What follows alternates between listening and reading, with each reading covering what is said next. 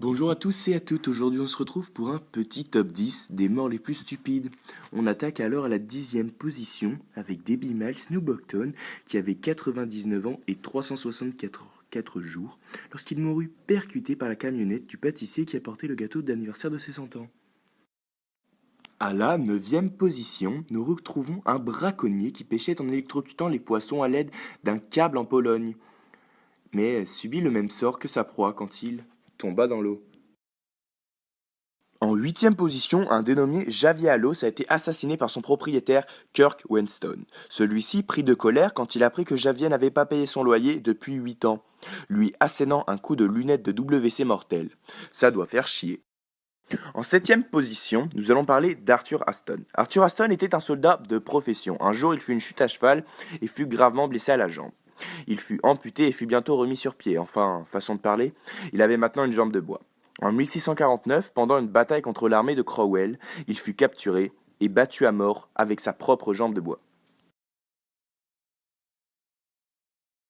En 6e position, c'est un agent de change de San Francisco qui, d'après sa femme, faisait le vide total dans sa tête quand il courait.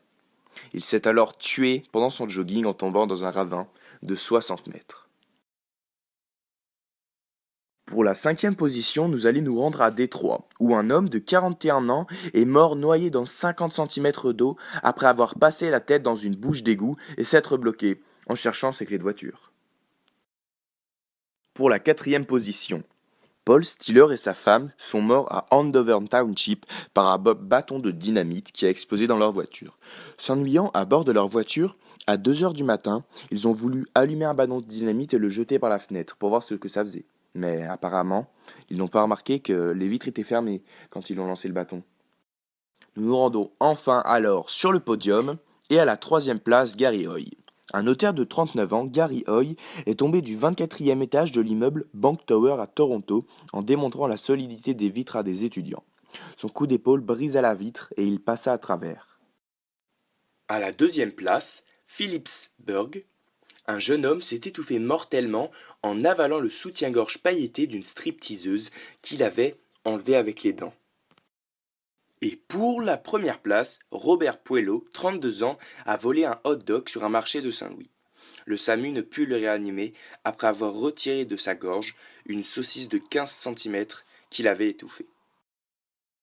J'espère que ce petit top 10 vous aura plu. N'oubliez pas de vous abonner, de liker et de partager la vidéo.